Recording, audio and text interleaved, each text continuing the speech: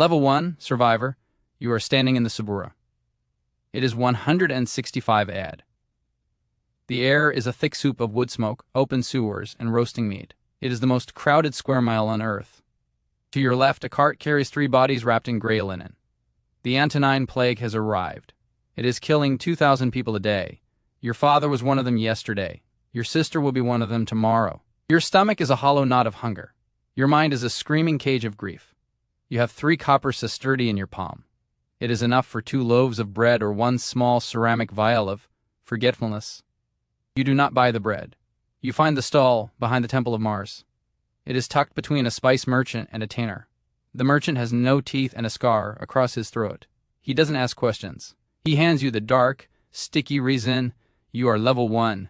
You are a survivor. But in Rome, survival has a price. This is the life cycle of an addict in the greatest empire the world has ever seen. Level 2, the gardener's secret. You are a slave now. You work the gardens at a villa on the Palatine Hill. The master is a senator. He wants beauty. You give him death. You spend your mornings tending to the Popper Soniferum. The opium poppy. Virgil wrote about these flowers. He called them the poppies of Lethe, the river of forgetfulness. They are beautiful, vibrant reds, deep purples, paper-thin petals that dance in the Mediterranean breeze. You wait for the petals to fall. You take a small iron blade. You score the green seed pods. You do it at sunset. You make 3 shallow horizontal cuts. You don't go too deep. If you kill the plant, the master kills you. By morning, a thick milky white sap has oozed from the wounds. It has dried into a brown crust. This is the raw power of the empire. You scrape it off with a bronze spatula. You collect it into a small jar. The smell is bitter, earthy, like a grave. You set aside 10% for yourself. You hide it in a hollow brick in the slave quarters. You are 19 years old. Your back is scarred from the lash. Your hands are stained with the milk of the poppy. You are no longer hungry. The drug is your bread. Level 3, the liquid sin. You have been promoted. You are now the cupbearer for a wealthy merchant. You see how the other half lives. Rome runs on wine. It is the blood of the city. But it isn't the wine you know. It is Falernian. It is white, but it turns amber as it ages. It is 12% alcohol. It is heavy. It is resinous. You see the guests at the banquet. They don't drink to socialize. They drink to disappear. The host brags about the vintage. Opimian wine, 121 BC. It is a syrup now. It must be thinned with hot water and strained through silver colanders. You watch General Mark Antony's legacy play out in real time. He wrote a book about his own drunkenness. He was proud of it. You see a guest collapse into his vomit. He is a man of the equestrian rank. He has wealth. He has power. He has nothing. Pliny the Elder warned you about this. He said wine makes the mind a desert. It leads to furious lust and the loss of memory. You see the truth in the man's glazed eyes. He forgets his wife. He forgets his debts. He only remembers the next cup. You pour more. 2 sestertii a cup. The merchant makes a 300% profit. The guests lose 100% of their dignity. Level 4, the poisoned edge. You are 25. Your tolerance has spiked. The wine isn't enough. The raw resin isn't enough. You visit a physician in the velabrum. His name is Greek. He talks about Dioscorides and Nicander. He tells you that opium is a gift from the gods for epilepsy and gallstones. He also tells you it is a death sentence. He describes the symptoms of the over-limit, the cold sweat, the swollen blue lips, the breath that becomes a faint whistle. You watch him prepare a remedy for a dying patient. He drips the poppy juice into a cup of spiced wine. He measures it with a steady hand. 1 drop too many, and the patient never wakes up. 1 drop too few, and the pain stays. It is a razor's edge. You feel your own heart fluttering in your chest like a trapped bird. You have the shakes now. Your hands tremble when the vial is empty. You pay the physician 15 denarii for a concentrated tincture. That is a month's wages for a laborer. You don't have the money. You steal a silver spoon from the merchant's table. You are no longer just an addict. You are a criminal. Level 5, the imperial standard. You are now a servant in the house of Galen, the court physician. You see the pinnacle of the habit. You prepare the theriac for Emperor Marcus Aurelius himself. The most powerful man on earth is a functional addict. He is the Stoic. He is the philosopher king. But he cannot sleep. The wars on the Danube are cold. The plague is relentless. Every night you mix his dose, 64 ingredients, saffron, cinnamon, myrrh, dried viper flesh, and a massive dose of the finest Theban opium. You watch him drink it with honey. He calls it the sweet sleep. He is a connoisseur. He knows the texture.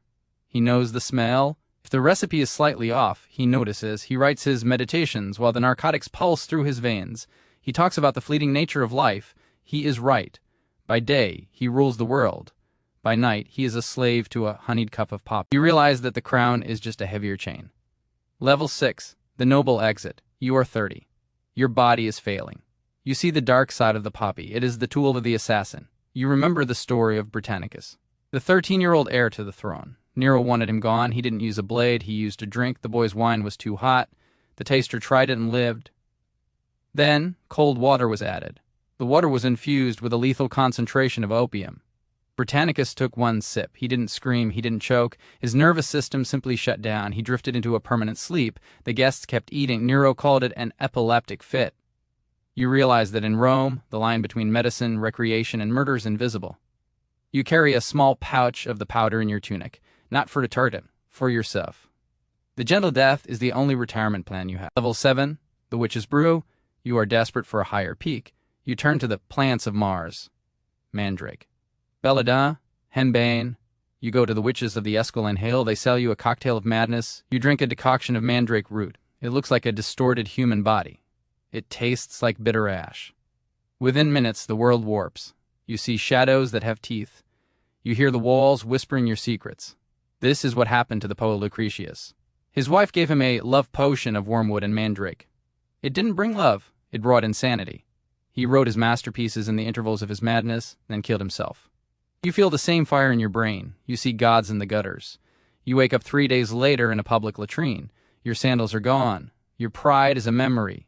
Level 8, the dream fish. You flee the city. You find work on a fishing boat in the Mediterranean. You discover the sarpa selpa, the dream fish. It has gold stripes along its sides. It looks harmless. You eat the head, just as the elites do at their seaside villas. The ichthyolinotoxism hits you like a hammer. For 36 hours you are not on a boat. You are in another dimension. You see giant insects crawling over the waves.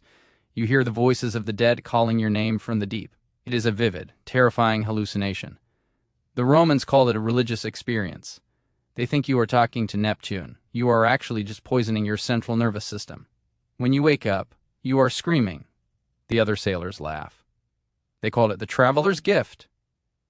You call it another way to forget that you have nothing. Level 9, the smoke of the east. You meet a Scythian trader at the docks of Ostia. He doesn't drink wine. He doesn't eat the fish. He has a small leather pouch of hemp seeds. Cannabis. He sets up a small felt tent. He heats stones until they are glowing red. He throws the seeds onto the stones. The smoke is thick. It is sweet. It smells like the earth after rain. You sit in the tent. You inhale. This is the laughing weed that Pliny wrote about. Your lungs burn, but your mind lightens. The heavy weight of the Roman tax, the fear of the whip, the grief for your family, it all dissolves into a fit of uncontrollable giggles. Galen said this plant extinguishes the flatus, but you know better. It extinguishes the reality of the empire. For 1 hour you are not a slave. You are not an addict. You are a cloud. Level 10, the ghost of Rome. You are 40 years old. In Rome, that is an old man. You are back in the Suburra. You are a shadow. Your teeth have rotted from the sugar and the wine. Your skin is the color of old parchment. You have nothing left to sell. You have seen the emperors fall. You have seen the plagues come and go. You realize the truth now. Rome did not just build roads and aqueducts. It built a machine of intoxication. The soldiers use it to forget the blood on their hands. The emperors use it to forget the weight of the world. The slaves use it to forget the sun. The mightiest empire in history is fueled by the juice of a flower and the rot of a grape. You find a quiet corner under the arches of the Aqua Claudia. You take your last vial of the Theban resin. You don't mix it with wine. You don't mix it with honey. You take it pure. You lay your head against the cold stone. The carts roll by. The soldiers march. The cycle of the empire continues, but your part in it is over. You close your eyes. The white petals fall in your mind. The noise of the city fades into a long, silent sleep. You have reached the final level. You are finally home.